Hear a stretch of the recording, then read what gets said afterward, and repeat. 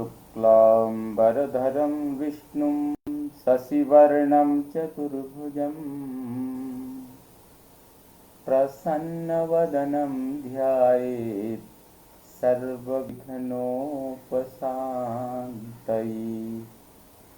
वागीशाद्या सुमनसः सर्वार्थानामुपक्रमे यं नत्वा कृतकृत्याः स्युः तं नमामि गजाननम्।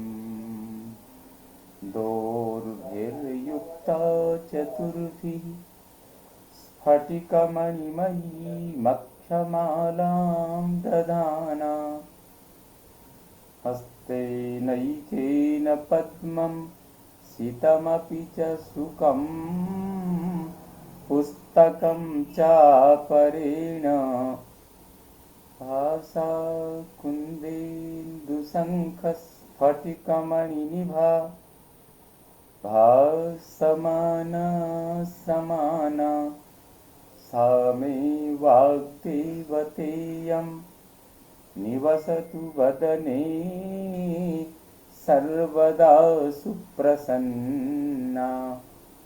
कूजन्तं राम रामेति मधुरं मधुराक्षरम् आरुह्य कविता शाखां वन्दे वाल्मीकिकोकिलम्। भवतां समेषां श्रीमद्वाल्मीकि रामायण पारायण उपक्रमे हार्दम् अभिनन्दनं स्वागतम्। साम्प्रतम् अयोध्याकाण्डे 88तमः सर्गः। अस्मिन् सर्गे इस सर्ग में श्री राम की कुशशय्या देखकर भरत का शोकपूर्ण उद्गार तथा स्वयं भी वल्कल और जटा धारण करके वन में रहने का विचार प्रकट करना। तच्छ्रुत्वा निपुणं सर्वं भरतः सह मंत्रिभिः इंगुदीमूलमागम्य रामशय्यामवेक्षत।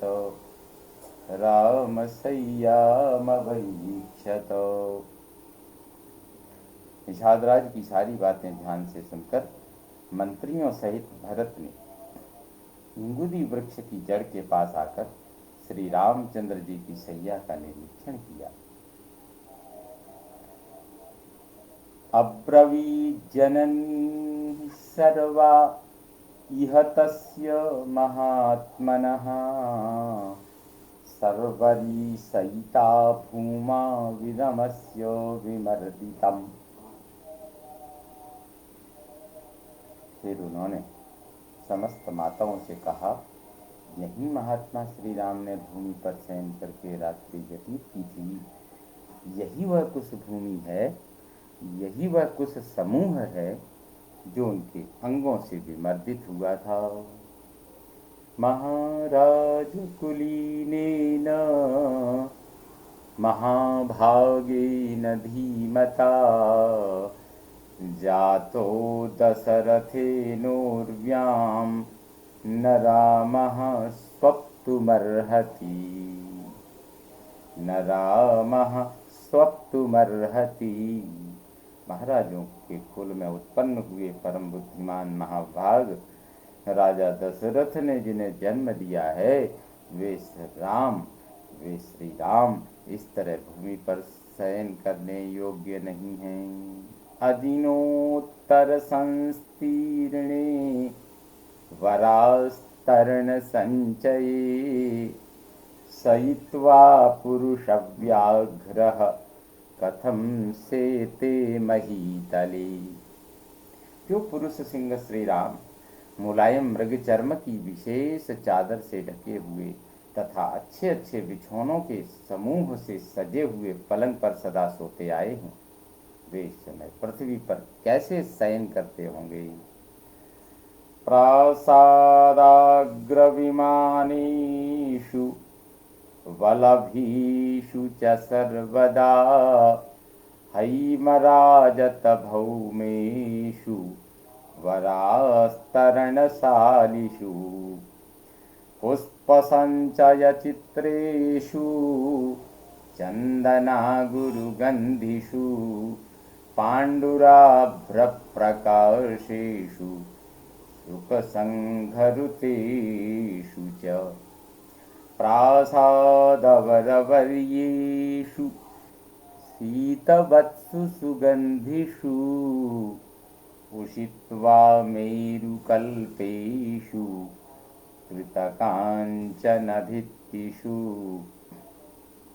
जो सदा विमानाकार प्रासादों के श्रेष्ठ भवनों और अट्टालिकाओं में सोते आए हैं तथा जिनकी फर्श सोने की और चांदी की बनी हुई है, जो अच्छे बिछौनों से सुशोभित हैं, पुष्प राशि से विभूषित होने के कारण जिनकी विचित्र शोभा होती है, जिनमें चंदन और अगुरु की सुगंध फैली रहती है, जो श्वेत बादलों के समान उज्ज्वल कांति धारण करते हैं, जिनमें सुख समूहों का कलरव होता रहता है, जो शीतल हैं एवं कपूर आदि की सुगंध से व्याप्त होते हैं, जिनकी दीवारों पर सुवर्ण का काम किया गया है तथा जो ऊंचाई में मेरु पर्वत के समान जान पड़ते हैं, ऐसे सर्वोत्तम राजमहलों में जो निवास कर चुके हैं, वे श्री राम वन में पृथ्वी पर कैसे सोते होंगे। गीतवादित्र निर्घोषैर्वराभरण निष्वनैः मृदङ्गवरशब्दैश्च सततं प्रतिबोधितः बन्दिभिर्वन्दितः काले बहुभिः सूतमागधैः गाथाभिरनुरूपाभिः स्तुतिभिश्च परन्तपः।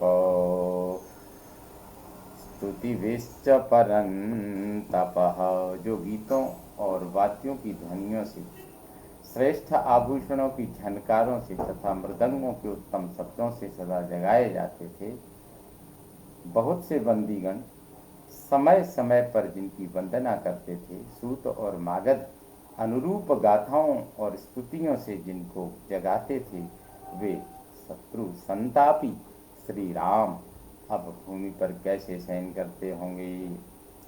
अश्रद्धेयमिदं लोके न सत्यं प्रतिभाति मां मुह्यते खलु मे भावः स्वप्नोऽयमिति मे मतिः।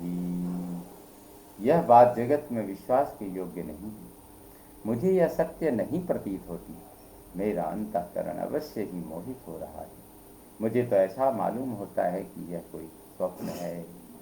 ननूनं दैवतं किंचित काले न बलवत्तरं यत्र दाशरथी रामो भूमावेवमसेत सः।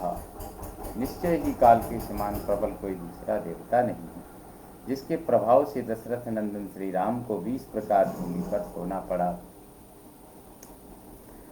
यस्मिन् विदेहराजस्य सुता च प्रियदर्शना दयिता सहिता भूमौ स्नुषा दशरथस्य च। उस काल के ही प्रभाव से विदेहराज की परम सुंदरी पुत्री और महाराज दशरथ की प्यारी पुत्र वधू सीता भी पृथ्वी पर शयन करती है। यं शय्या मम भ्रातुः इदमावर्तितं शुभं स्थण्डिले कचित्ने सर्वं गात्रैर्विमृदितं तृणम्। यही मेरे बड़े भाई की शैया है, यहीं उन्होंने करवटें बदली थी। इस कठोर वेदी पर उनका शुभ शयन हुआ था, जहाँ उनके अंगों से कुचला गया सारा तृण अभी तक पड़ा है। मन्ये साभरणा सुप्ता सीतास्मिन् शयने शुभा तत्र तत्र हि दृश्यन्ते सक्ता कनकबिन्दवः। ध्यान पड़ता है शुभ लक्ष्मणा, शुभ लक्षणा सीता सैया पर आभूषण पहने ही सोई, क्योंकि यहाँ तत्र यत्र तत्र सुवर्ण के कर्ण सटे दिखाई देते हैं। उत्तरीयमिहासक्तं सुव्यक्तं सीतया तदा तथा ह्येते प्रकाशन्ते सक्ता कौशेयतन्तवः। यहाँ उस समय सीता की चादर उलझ गई, यह साफ दिखाई दे रहा है, क्योंकि यहाँ सटे हुए ये रेशम के धागे चमक रहे हैं। मन्ये भर्तुः सुखासय्या येन बाला तपस्विनी सुकुमारी सती दुःखम न विजानाति मैथिली। मैं समझता हूँ कि पति की सैया कोमल हो या कठोर, साध्वी स्त्रियों के लिए वही सुखदायिनी होती है, तभी तो वह तपस्विनी एवं सुकुमारी वाला सती साध्वी मिथिलेश कुमारी सीता यहाँ दुख का अनुभव नहीं कर रही हैं। आहतोऽस्मि नृशंसोऽस्मि यत्सभार्यः कृते मम ईदृशीं राघवः शय्याम् अधिशेते जनाथवत्। हाय, मैं मर गया, मेरा जीवन व्यर्थ है, मैं बड़ा क्रूर हूँ, जिसके कारण सीता सहित श्री राम को अनाथ की भांति ऐसी शैया पर सोना पड़ता है। सार्वभौम कुले जातः सर्वलोक सुखावहः सर्वप्रियकरस्त्यक्त्वा राज्यं प्रियमनुत्तमम् कथमिन्दीवरस्यामो रक्ताक्षः प्रियदर्शनः सुखभागी न दुःखार्हः सईतो भुवि राघवः। जो चक्रवर्ती सम्राट के कुल में उत्पन्न हुए हैं, समस्त लोकों को सुख देने वाले हैं तथा सबका प्रिय करने में तत्पर रहते हैं, जिनका शरीर नीले कमल के समान श्याम, आँखें लाल और दर्शन सबको प्रिय लगने वाला है, तथा जो सुख भोगने के ही योग्य हैं, दुख भोगने के कदापि योग्य नहीं हैं, वे ही श्री रघुनाथ जी परम उत्तम प्रिय राज्य का परित्याग करके इस समय पृथ्वी पर शयन करते हैं। धन्यः खलु महाभागो लक्ष्मणः शुभलक्षणः भ्रातरं विषमे काले यो रामम् अनुवर्तते। उत्तम लक्षणों वाले लक्ष्मण ही धन्य हैं एवं बड़भागी, जो संकट के समय बड़े भाई श्री राम के साथ रहकर उनकी सेवा करते हैं। सिद्धार्था खलु वैदेही पतिं यानुगता वयं पतिं यानुगता वनं वयं संशयिता सर्वे हीनास्तेन महात्मना। निश्चय ही विदेह नंदिनी सीता भी कृतार्थ हो गई, जिन्होंने पति के साथ वन का अनुसरण किया है। हम सब लोग उन महात्मा श्री राम से बिछुड़कर संशय में पड़ गए हैं। हमें यह संदेह होने लगा है कि श्री राम हमारी सेवा स्वीकार करेंगे या नहीं। अकर्णधारा पृथिवी शून्येव प्रतिभाति में गते दशरथे स्वर्गम रामे चारण्यमाश्रिते। महाराज दशरथ स्वर्गलोक हो गए और श्री राम वनवासी हो गए। ऐसी दशा में यह पृथ्वी बिना नाविक की नौका के समान मुझे सोनी सी प्रतीत हो रही है। न च प्रार्थयते कश्चिन मनसापि वसुंधराम वने निवसतस्तथा तस्य बाहुवीर्याभिरक्षिताम्। वन में निवास करने पर भी उन्हीं श्री राम के बाहुबल से सुरक्षित हुई इस वसुंधरा को कोई शत्रु मन से भी नहीं लेना चाहता है। शून्य संवरणारक्षाम् अयन्त्रितहयद्विपाम्